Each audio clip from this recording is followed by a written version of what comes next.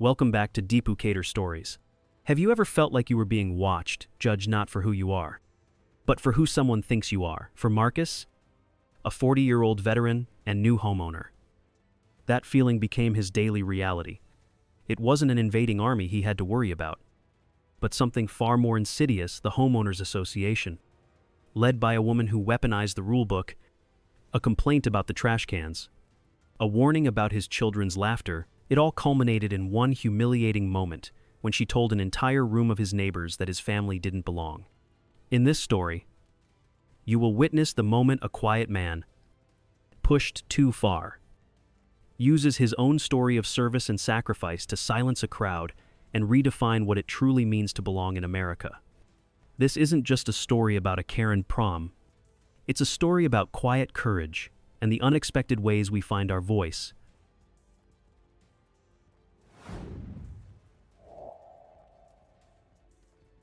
The weight of silence. The loudest sound in the Maple Creek Community Hall was not a voice, it was the low, steady hum of the old air conditioner. A constant mechanical sigh that seemed to drink up all the oxygen in the room, but even that sound was drowned out by the silence. It was a thick, heavy thing. A silence with texture and weight. It was a weapon. And Carolyn Peterson, president of the Homeowners Association, had just aimed it directly at Elijah Vance. She sat at the head of the long, polished table, a place she had occupied for 15 years. Her posture was perfect. Her silver hair coiled in an elegant bun. A queen in her quiet, manicured kingdom. She had been speaking for 10 minutes. To her voice a calm, steady river of words. The topic had been community standards, a familiar theme. She spoke of lawn maintenance, of the approved palette of exterior paint colors, of harmony. Then, her tone had shifted. Her gaze, sharp as a needle, had moved from her notes and settled on Elijah, the newest resident in the room. She did not use his name. She did not have to. She spoke of new elements, of a failure to integrate, of a disregard for the established culture. Her final sentence was delivered with a chilling precision. Each word a carefully placed stone. Some people, it seems, simply do not belong here. And then, the silence. It fell upon the room not like a gentle blanket, but like a net. It trapped everyone. Arthur Henderson, the gentle, conflict-averse chairman, suddenly found a great interest in rubbing his left temple. His eyes squeezed shut as if against a bright light. Down the table, a younger couple stared intently at their clasped hands. In the back row, Frank Kowalski, a Vietnam veteran who rarely spoke, remained completely still, his gaze fixed on Carolyn. His face a granite mask of observation. He was the only one who didn't look away. The silence was a shared breath, held for too long, burning in their lungs. It was the sound of unspoken agreements and quiet cowardice. Elijah sat perfectly still. He felt the sudden, sharp squeeze of his wife's hand. Lena. Under the table, it was not a grip of fear. It was an anchor, a message that flowed from her to him. Stay calm. Breathe. We are here together. The heat rose in his chest. A familiar surge of adrenaline. It was the soldier's instinct, honed over 10 years in the Army. The instinct to meet a threat, to neutralize it, to protect. But his training had also taught him discipline. Assess. Don't react. He let the heat pool in his stomach, then converted it into a cold, clear focus. He took one slow, deliberate breath, in and out. The sound of his chair scraping against the worn linoleum floor was a shock. It was a loud, ugly crack in the fragile silence. He stood up. He was not a large man, but as he rose to his full height, his presence seemed to recalibrate the very gravity in the room.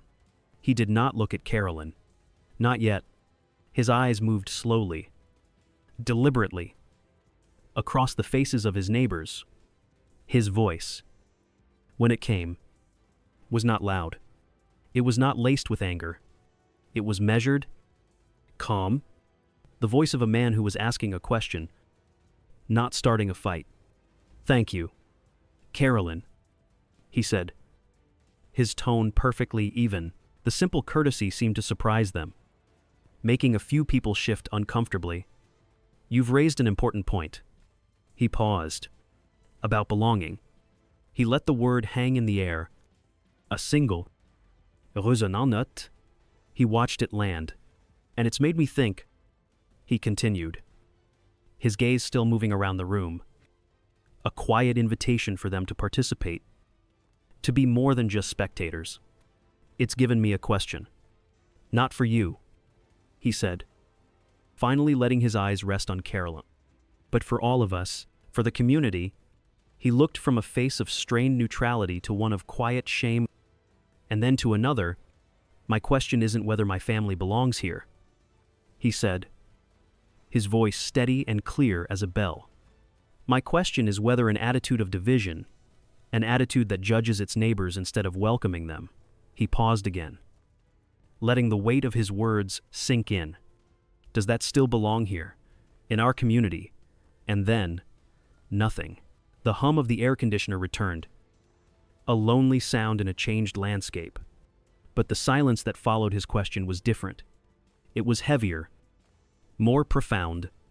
It was no longer the silence of complicity. It was the silence of a conscience, suddenly and uncomfortably awakened.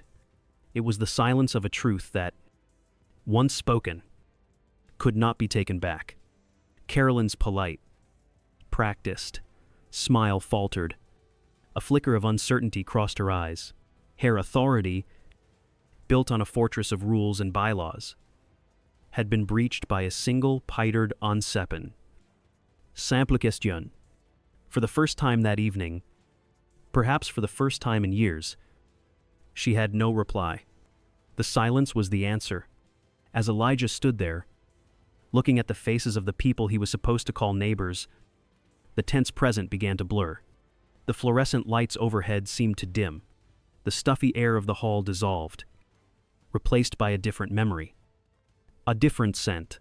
His mind drifted, pulling away from the silent judgment of the room.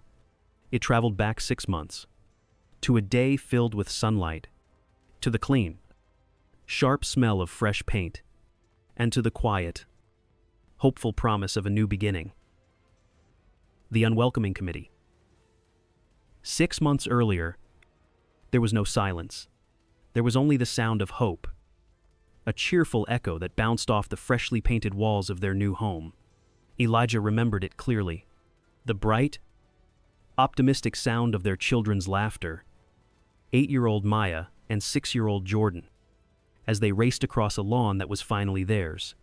That first day in June, the air in Maple Creek Estates smelled clean and green. It smelled like a future they had worked so hard to build. The house was solid, a 2-story colonial on a street shaded by ancient oak trees. It was meant to be their safe harbor, the place where the chaos of the world could not touch them. On their second day, Carolyn Peterson arrived. She was the embodiment of the neighborhood's polished exterior. She carried a wicker basket, a checkered cloth artfully arranged over what turned out to be warm blueberry muffins. In her other hand, she held a thick, spiral-bound book, its cover bearing the crisp, official logo of the Maple Creek Homeowners Association. Her smile was professionally bright, meticulously applied. Butlina, with her keen intuition for the things left unsaid, noticed that it didn't quite reach her eyes. "Welcome to Maple Creek," Carolyn had said, her voice smooth and practiced. She handed the basket to Lena with a flourish, and then presented the heavy rulebook to Elijah, as if passing a ceremonial torch. "We have very high standards here. It's what keeps our property values protected." It was framed as a helpful piece of advice, a neighborly confidence, but underneath the pleasantries, there was an edge, a warning. The HOA, the 3 letters that would come to define their new life. At first, Elijah, a man accustomed to the structure and order of military life, tried to see it as a positive. Rules were familiar. Rules meant safety. But the harmony Carolyn spoke of began to feel less like a symphony of neighbors living together and more like a single, monotonous, and controlling note. The first email, a digital tap on the shoulder, arrived exactly 1 week later. The subject line was cold, impersonal. Violation Notice Rule 34B. Trash receptacles. Elijah had put the bins on the curb at 6:45 in the morning, a 15-minute infraction. The email concluded with a sentence in bold, unforgiving type. Compliance is the key to community harmony. He had laughed it off, dismissing it as the work of an overzealous bureaucrat, harmless. But then came the phone call a few weeks later. Carolyn's voice was syrupy sweet, a stark contrast to her digital correspondence. She was just calling with a gentle reminder about Bylaw 7A, Noah's abattement. It seemed the joyful shrieks of Maya and Jordan during their afternoon games of tag in the backyard could be disruptive. To the older residents, she explained, who might be resting. That was when the feeling began. A slow, creeping unease. The unsettling sense of being constantly watched, of living under a microscope. Lena, ever protective, began to gently shush the children. A little Keter. Sweethearts, she'd say, her voice soft, but her eyes clouded with an anxiety she tried to hide. Let's not bother the neighbors.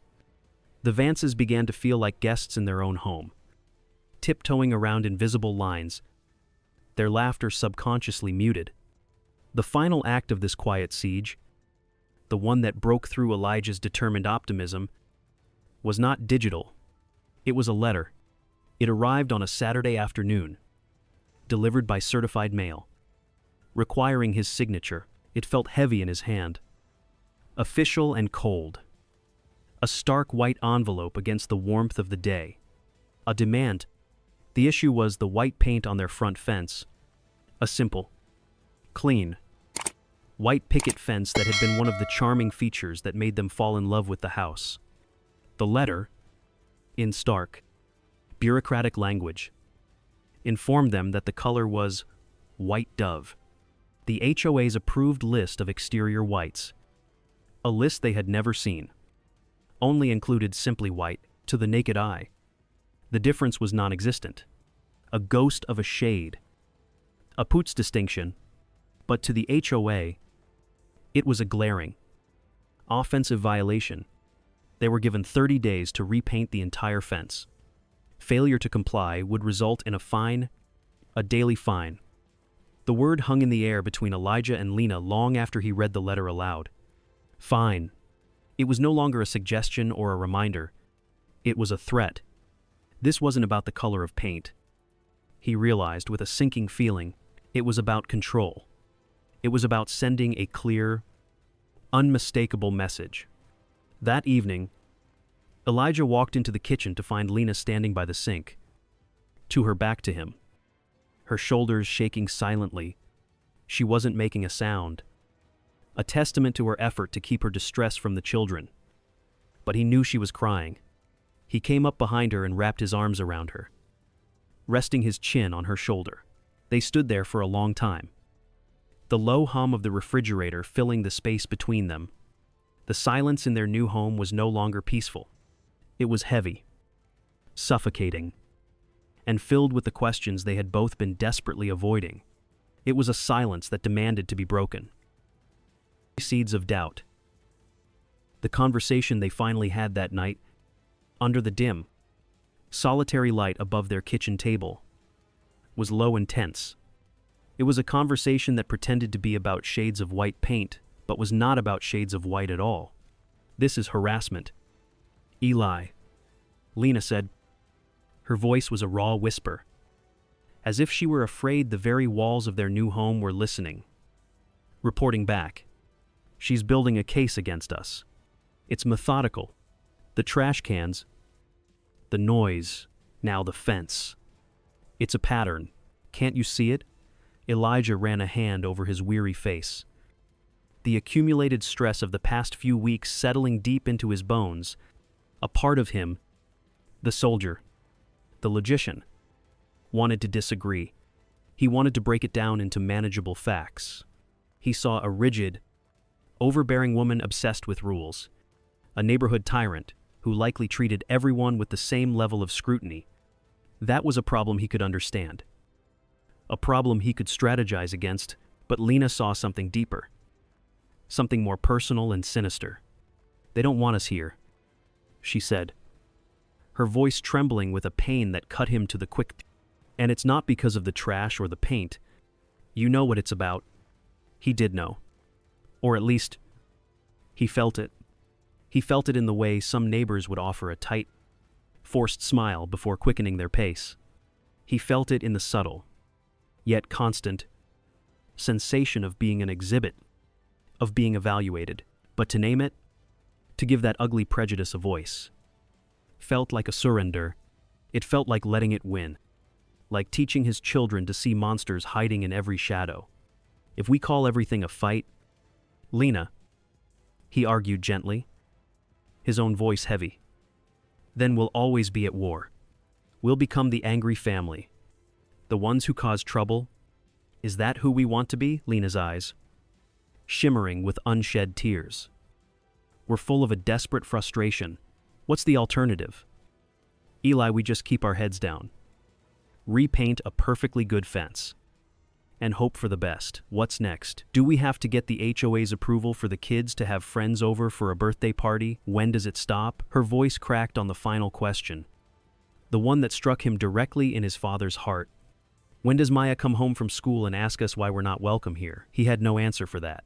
The next morning, the world outside seemed to have lost its color. Elijah walked out to get the mail, Lena's words echoing in his mind. "Esambatrambid." He saw a figure down the street, bent over a mailbox near the corner. It was an older man, probably in his 70s, wearing a faded U.S. Marine Corps cap that had seen better days. Frank Kowalski. They had exchanged brief, non-committal notes before, but nothing more. Frank was wrestling with the rusty hinge on his mailbox door. Muttering under his breath, Elijah found himself walking over. An impulse he didn't fully understand. "Morning," he said. Frank grunted, not looking up from his task. "Morning. Hinga giving you trouble?" Elijah asked. "Always," Frank said, giving the metal a final forceful tug. It screeched open in protest. He pulled out a small handful of bills and flyers. He straightened up, his back stiff with age, and finally turned to look at Elijah. His eyes were a pale, washed-out blue, but they were sharp and discerning. They were the eyes of a man who had seen a great deal and had decided to say very little about it. They held no judgment, only a quiet, unnerving assessment. "You're the new family," Frank stated. It wasn't a question. "Elijah Vance. We moved in a few months ago." Frank just nodded, his gaze drifting past Elijah toward his house, toward the perfectly ordinary white picket fence. He looked back at Elijah. For a tense moment, Elijah thought the old man was going to lecture him, to tell him to just follow the rules and keep the peace. Instead, as Elijah turned to leave, Frank's gruff, gravelly voice cut through the quiet morning air. "Hey, Vance." Elijah turned back. Frank's stoic expression hadn't changed, but his voice was low, conspiratorial, meant only for Elijah's ears. "Don't let her push you around," he said. "This place is just as much yours as anyone else's." That was all. He gave a curt, almost imperceptible nod, a gesture of finality, then turned and walked back to his house, leaving Elijah standing by the road, stunned. It wasn't a promise of an alliance. It wasn't a call to arms. It was something smaller, and perhaps infinitely more powerful. It was a confirmation, a single, unexpected voice cutting through the thick fog of his self-doubt. "You are not imagining this." The words were a small, hard seed of resolve planted in his mind. He realized then that patience didn't have to mean passivity. He thought about the upcoming HOA meeting, no longer as a tedious obligation to be endured, but as a place where a stand, however quiet, might have to be made. A neighborhood is like a house, built on a foundation of unspoken agreements. Frank Kowalski just showed Elijah where to find the cracks in the foundation. Now, stay with us to watch as a quiet man decides to test the very structure of his community. The storm is about to break, not with thunder, but with a single, quiet voice that will echo louder than any shout. The gathering storm. The day of the homeowners association meeting arrived, wrapped in a heavy, humid sky that threatened a storm but refused to break. The tension that had been building for months seemed to have seeped from their house into the very air of Maple Creek, making it thick and hard to breathe. Elijah spent the day in a state of quiet, deliberate focus. This was no longer just about his family's peace of mind. It had become about a principle, something he couldn't simply paint over. He spoke with Lena before he left for work. Their conversation brief but essential. "I'm not going to yell," he told her, his voice calm, reassuring. "I'm not going to make accusations. I'm just going to speak the truth." Lena nodded, her face a complicated mixture of fear and resolute pride. "I know," she said, "and I'll be there with you." Across the street, in a house that was a pristine, silent mirror image of the Vances, Carolyn Peterson was also preparing for the meeting. Her home was immaculate, a museum of quiet, lonely order. Not a speck of dust dared to settle on the polished wood floors. Not a single cushion on her floral sofa was out of place. She sat at her gleaming dining room table, a cup of Earl Grey tea growing cold beside her. Reviewing the thick binder of HOA bylaws, she underlined sections with a fine-tipped red pen. The Vance family's infractions, the trash cans, the noise, the fence. In her mind, she was not the villain. She was the guardian, the protector of a delicate, carefully constructed order. Her gaze drifted to the silver-framed photograph on the mantelpiece, her late husband, George, smiling broadly. He had loved this neighborhood with a fierce, proprietary pride. He had been one of the original homeowners, one of the founders of the HOA. He believed in order. He believed in rules as the bedrock of a civilized community.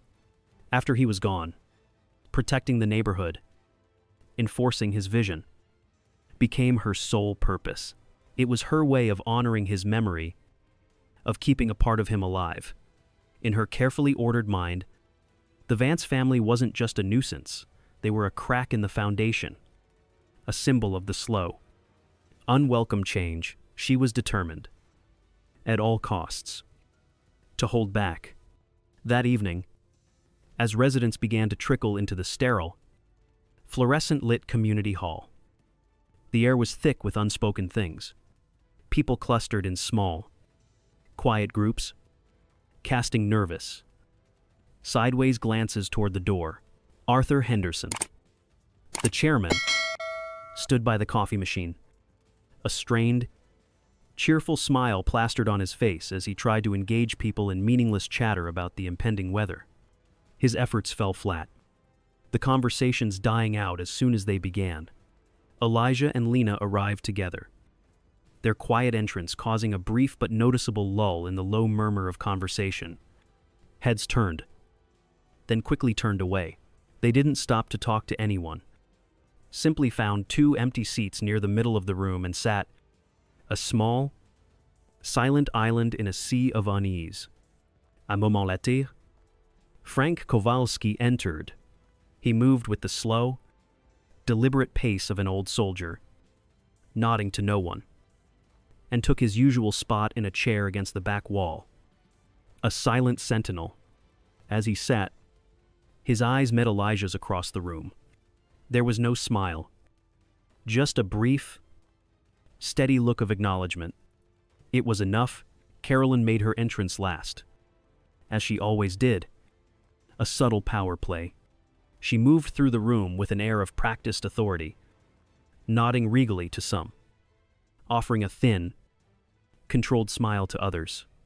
She took her seat at the head of the table and arranged her papers before her with meticulous, almost surgical. Got it. The meeting began.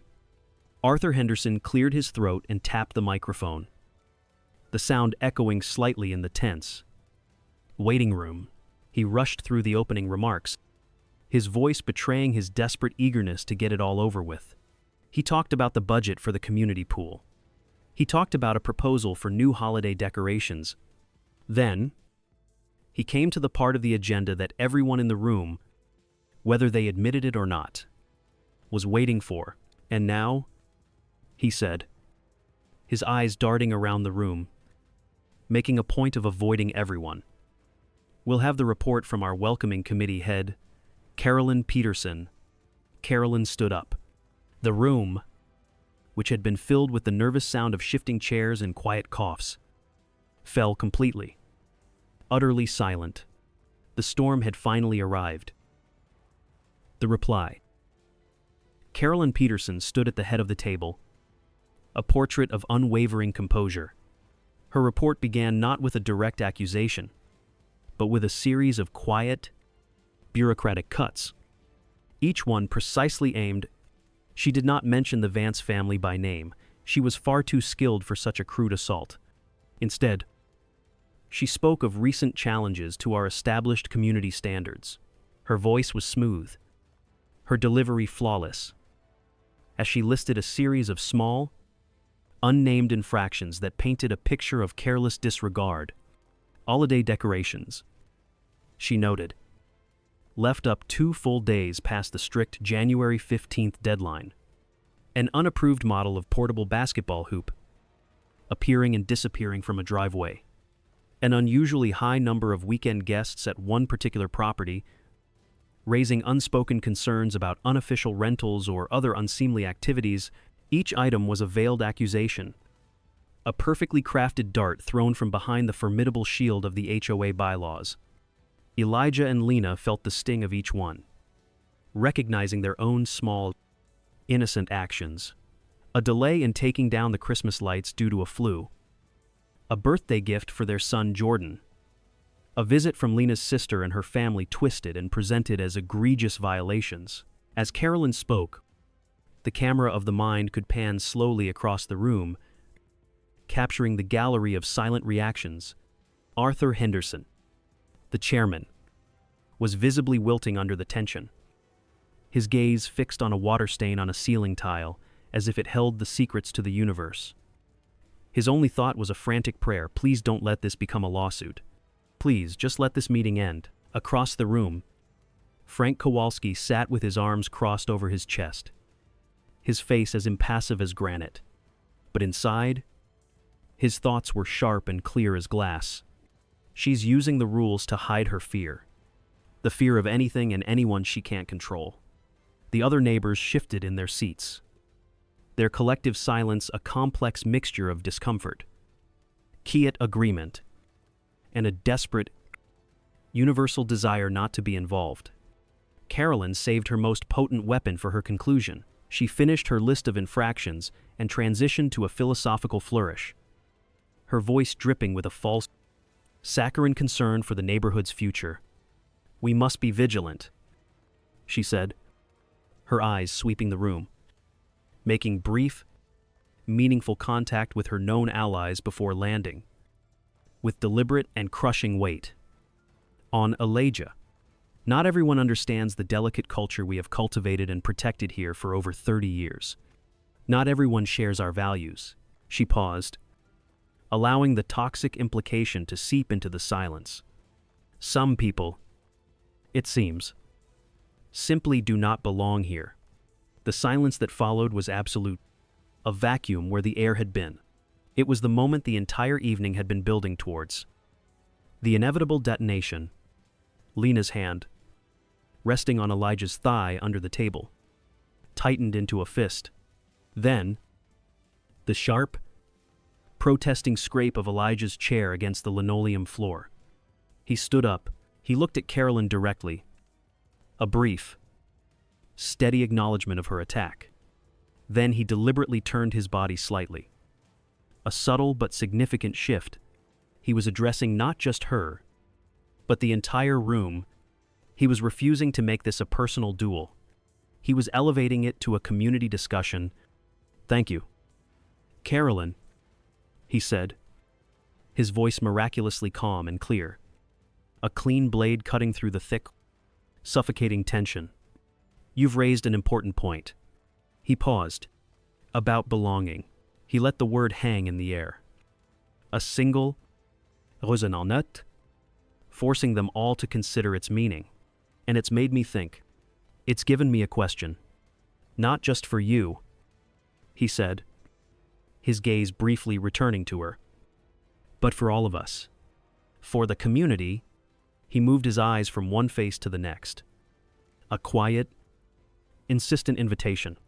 "My question isn't whether my family belongs here," he continued, his voice unwavering, each word carefully chosen and delivered with quiet force. "My question is whether an attitude of division, an attitude that judges its neighbors instead of welcoming them." He paused again, a masterful use of silence that forced the weight of his question to settle on each person in the room. Does that still belong here? In our community, the silence that followed was a different entity entirely. It was not the silence of shock or awkwardness. It was the profound, echoing silence of a truth laid bare. No one looked at Carolyn. No one dared to nod in agreement with Elijah. They just sat, pinned in their seats, trapped in a moment of stark, uncomfortable reflection. The power in the room had not just shifted, it had evaporated from its traditional source. All eyes now turned, not to Carolyn, but to Arthur Henderson, the chairman, their expressions a silent, desperate plea for him to do something, to say something, to lead them out of this moral quagmire.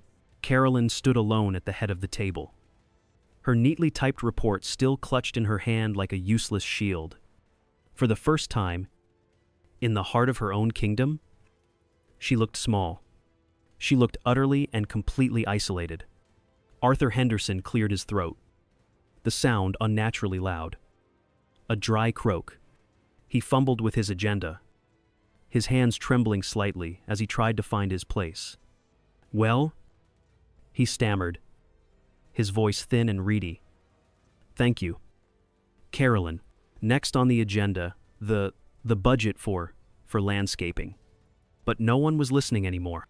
The mundane business of the HOA had been rendered meaningless. The meeting had been fractured, not by Elijah's anger, but by his quiet, devastating question, a question that now hung in the air, unanswered. As they all contemplated what would happen next, when the meeting was over and they had to walk out into the cool night air and face each other, not as committee members, not as allies or adversaries, but simply as neighbors. The aftermath. The rest of the meeting dissolved into a painful, hollow charade of normalcy. Arthur Henderson spoke about the rising cost of mulch and the seasonal fertilizer schedule. His voice, a nervous, monotonous drone that failed to fill the cavernous silence left by Elijah's question. No one asked questions. No one made comments. The residents of Maple Creek, normally so vocal about the trimming of the hedges, sat in a state of suspended animation, each lost in their own thoughts, each just waiting for the ordeal to be over. When Arthur finally mumbled a motion to adjourn, there was a collective, quiet sigh of relief that was almost audible. A clumsy, self-conscious shuffle of chairs and a rustling of papers followed. The usual post-meeting chatter, the small pockets of gossip and neighborhood news, was conspicuously absent. People seemed determined to avoid eye contact, to create a personal bubble that would allow them to escape the room as quickly and anonymously as possible. The air was thick with the awkwardness of a family dinner that had ended in a bitter, unresolved fight. Carolyn Peterson stood her ground at the head of the table, a fixed, brittle smile plastered on her face, as if expecting people to flock to her, to offer their quiet words of support and agreement as they always did. But no one did. She tried to catch the eye of one of her closest allies, a woman from the gardening committee named Brenda, but her friend suddenly became intensely interested in the contents of her handbag, zipping and unzipping it before rushing towards the exit with a mumbled, "Good night, everyone." Then, a single movement broke the spell of silent retreat. Frank Kowalski, who had been sitting quietly in the back corner, a stoic observer to the entire drama, stood up. He did not head for the door. He walked, with his slow, deliberate, and slightly stiff pace, directly towards Elijah. He stopped in front of him, and for a moment, the two men just looked at each other, the young soldier who had just faced a different kind of battle, and the old one who recognized the courage it took. Then, Frank extended his hand. "Thank you, Vance," he said, his voice a low, rough gravel. It was the first open act of support, a clear and public declaration. His handshake was firm, his grip strong, a gesture of respect that was unmistakable and deeply felt. That small act of courage seemed to create a tiny, almost invisible ripple. A young woman, a new renter Elijah had only seen in passing, approached them shyly as Frank stepped away. I'm glad you said something," she whispered to Lena, a blush creeping up her neck.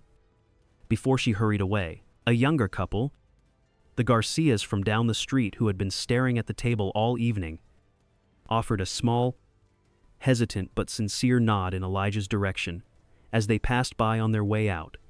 It was not a standing ovation. It was not a flood of sudden, righteous support. It was something quieter, more fragile, and perhaps more real. A few scattered sparks of decency in the tense, uncomfortable darkness. Carolyn watched it all. Her face was a pale, unreadable mask, but her hands, still clutching her now useless papers, were trembling. Without another word, she turned and walked out of the hall alone, her back perfectly straight, a portrait of defiant, isolated dignity that failed to hide the profound defeat. The drive home for the Vances was shrouded in a thick, contemplative silence. The adrenaline from the confrontation had faded, leaving behind a profound, bone-deep exhaustion. This was not a victory lap. There was no sense of triumph, only the heavy, unsettling weight of what had just transpired. They had drawn a line in the sand, but they did not know what the consequences would be when the tide came in. Lena finally broke the silence as they pulled into their driveway. The familiar sight of their house, illuminated in the pale moonlight, suddenly looked different, no longer just a home, but a territory they had just been forced to defend. "Eli," she said, her voice barely audible over the hum of the cooling engine. "What did we just do?" Elijah turned off the ignition, and the car was plunged into a deeper, more profound quiet. He looked out the window at the identical houses, at the perfectly manicured lawns stretching out like a checkerboard in the darkness.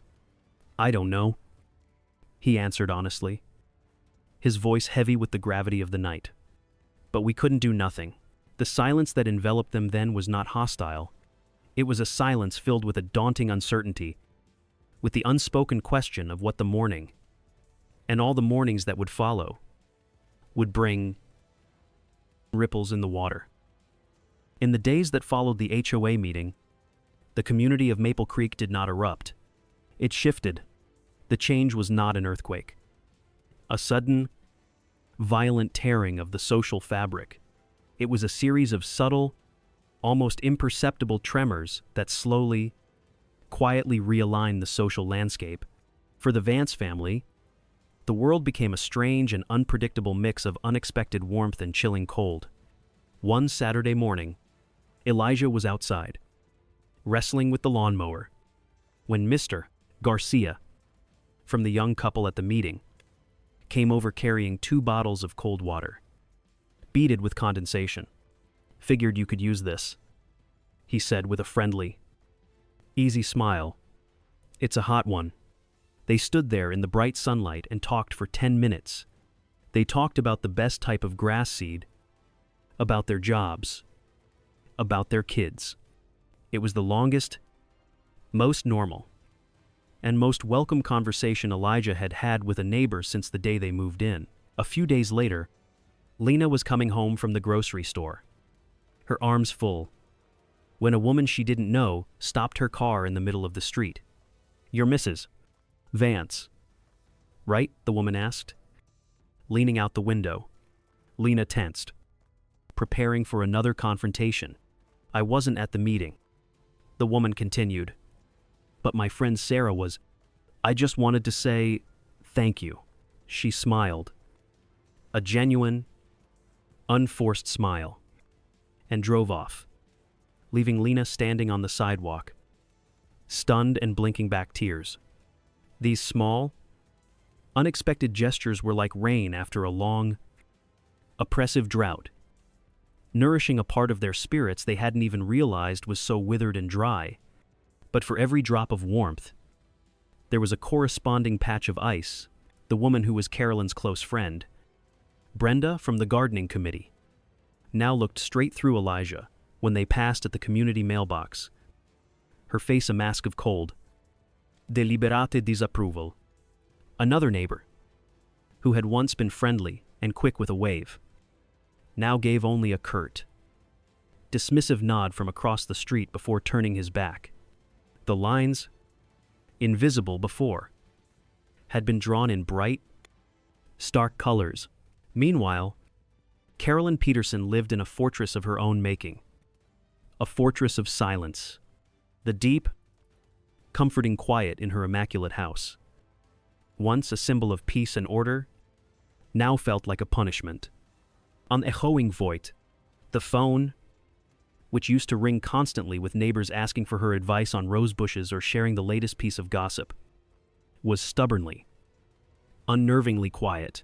When she took her customary evening walk, the quiet conversations she approached would often fall silent until she was safely out of earshot. She was still, technically, the president of the HOA, but she had lost her true power, the willing consent and deference of the community. She didn't understand it. In her mind, she had been trying to protect them, to uphold the high standards that her late husband, George, had held so dear. Why couldn't they see that she was on their side? The confusion and self-pity began to curdle within her, a bitter brew of resentment that soured her days. The most meaningful sign of change, however, came from an unexpected and most welcome source. One afternoon, their daughter Maya came running home from school, her backpack bouncing, her face alight with a simple, uncomplicated joy that had been missing for too long. "Mommy," she exclaimed, bursting through the door and dropping her bag on the floor. "Chloe's mom waved to me today at the car pickup line, and she remembered my name." Lena's heart swelled with a feeling so powerful it almost hurt. Chloe was the Garcias' daughter. It was such a small thing. A wave from a car window, a name remembered and spoken aloud. But in the context of their quiet struggle, it was everything. It was a tangible sign that the stand they had taken was not just about fighting against something negative, but about the slow, patient work of building something positive. It was for this, for their daughter to feel seen, to feel known, to feel, in the most simple and profound way, that she belonged. That evening, Elijah stood on his porch and looked out at the quiet street, thinking about the slow, fragile shift that was happening all around them. Change never arrives like a hurricane, he mused. It comes like ripples in the water, spreading outward from a single, courageous act. It requires patience, it requires faith, and it requires you to believe that you are not alone. If you are still listening to this story, please help me by commenting the number 1 below, so I know that I still have friends accompanying me on this journey. Your presence is the greatest encouragement for me to continue telling the final part, to see if these ripples can truly become a wave. The Unspoken Apology. The event that finally broke the stalemate was not a meeting or a letter. It was the clumsy, unpredictable grace of a 6-year-old boy learning to ride his bicycle. It was a hot afternoon in late August. Jordan Vance, filled with the fierce determination of childhood, was pedaling furiously down the sidewalk. He wobbled, he overcorrected, and he went down. A tangle of limbs and metal, right on the pristine stretch of concrete that bordered Carolyn Peterson's flawlessly manicured lawn. A sharp, terrified wail pierced the quiet afternoon air. Carolyn was in her kitchen, polishing her silver, a task she found deeply calming. She heard the cry, and her first reaction was a familiar flicker of annoyance.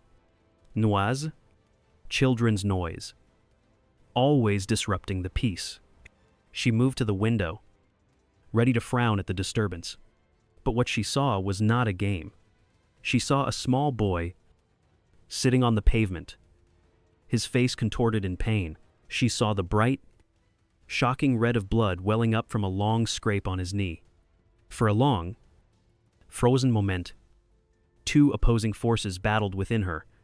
There was Carolyn Peterson, the president of the HOA, the guardian of order, the woman who had been publicly humiliated by this child's father.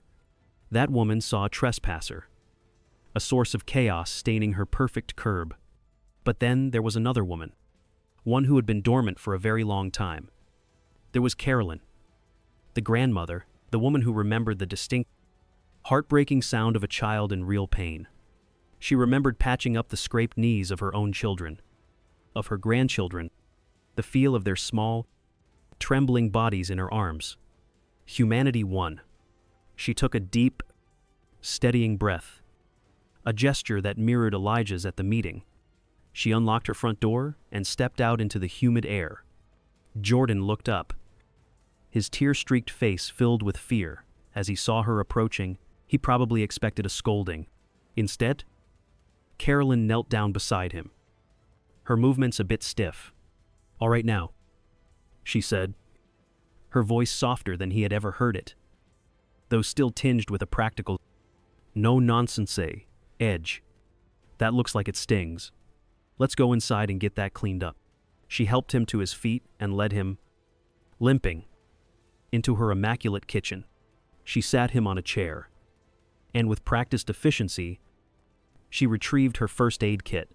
She gently washed the scrape with antiseptic tack, her touch surprisingly gentle. Jordan's sobs subsided into sniffles. She applied a bandage with expert care. In that quiet, sunlit kitchen, he was not the son of her adversary. He was just a little boy who had fallen down, and she was just a woman helping him. Just as she was finishing, Lena came running down the street, her face pale with panic. She had heard the cry from her own yard and saw the abandoned bicycle. She stopped dead in the doorway of Carolyn's kitchen, her eyes wide with a mixture of fear and utter disbelief at the scene before her. Her son, sitting safely at the table of the woman who had caused them so much pain. The two women looked at each other across the room. An entire history of suspicion and hurt hung in the air between them. But in this moment, they were not adversaries. They were just two mothers, connected by the universal language of a child's welfare. Carolyn was the first to speak, her voice quiet, devoid of its usual authority. "Hefel," she said simply, "it's just a scrape." But her eyes said more. In them, for the first time, Lena did not see judgment or disapproval. She saw a flicker of something else. Regret. A quiet, unspoken apology. A plea for understanding. Lena looked from her son's bandaged knee back to Carolyn's face. She could have been cold. She could have been suspicious. But she chose grace. She let out a long, slow breath and offered a small, genuine smile. "Thank you, Carolyn," she said. The words were simple, but they carried the weight of a truce. Lena took Jordan's hand and led him home. Carolyn's act of kindness did not erase the past 6 months. The letters, the phone calls, the public humiliation, but it had opened a door. It suggested the possibility of a new beginning, one not based on the rigid, unforgiving lines of bylaws, but on the simple, unwritten rules of human decency. It was a quiet reminder that a true community is not built in contentious meetings. It is built in small, unexpected moments of compassion. One patched up knee at a time. A different kind of silence. Several months passed.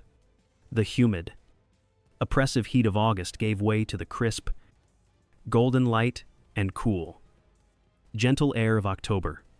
The leaves on the old oak trees that lined the streets of Maple Creek Estates turned from green to brilliant shades of red and gold. The air in the neighborhood itself had changed. The tense, watchful silence that had defined their summer had been replaced by a quiet, comfortable, and unremarkable peace. The story did not end with a grand, dramatic event. There was no formal community-wide reconciliation. No tearful public apologies. It ended, as most real stories of change do, in a series of small, ordinary, and beautiful moments that, when woven together, created a new fabric for the community. One Saturday morning, Elijah was outside, struggling to fix a loose board on his fence, the very fence that had been the source of so much trouble, the symbol of their conflict. He heard a gruff voice from behind him. "You're doing that all wrong. Vance, you're going to split the wood?" It was Frank Kowalski, holding 2 steaming cups of coffee in thick ceramic mugs. For the next hour, the 2 men worked together, the young soldier and the old one, measuring twice, cutting once, and securing the board properly. Their comfortable silence was punctuated by shared stories of service, of places they had been, of the very different wars they had fought, and the common ground they found in the simple, satisfying act of fixing something that was broken. A few weeks later, Lena was in her front yard, tending to her vibrant autumn chrysanthemums, when Arthur Henderson, the chairman, stopped during his daily, brisk walk. In the past, he would have offered a hurried nod and quickened his pace. This time, he paused at the edge of her lawn. "Your flowers are looking lovely this year." "Lena," he said, his voice warm and genuinely friendly. "You've got a real gift for it." It was a short conversation, lasting no more than a minute, about fertilizer and frost dates. But it was the first time he had spoken to her as a neighbor, not as a problem to be managed or a conflict to be avoided. The most surprising, and perhaps most meaningful, moment came on a quiet Tuesday afternoon. Lena was in her living room, reading a book, when she saw a figure walk up her front path. It was Carolyn. Her heart gave a little jump, a residual echo of old anxieties. But Carolyn didn't ring the doorbell. She simply placed a small glass jar on the welcome mat, turned, without looking toward the window, and walked quickly away. Lena went to the door. Inside the jar was a small, perfect bouquet of beautiful, late-blooming roses from her own prize-winning garden, their petals the color of a sunset. Lena watched her retreating figure until she disappeared back into her own home. She picked up the jar, a slow, understanding smile spreading across her face. It was an offering, a white flag, rendered in shades of pink and red. The next HOA meeting was a quiet, almost cheerful affair. The tension was gone, replaced by a sense of collaborative ease.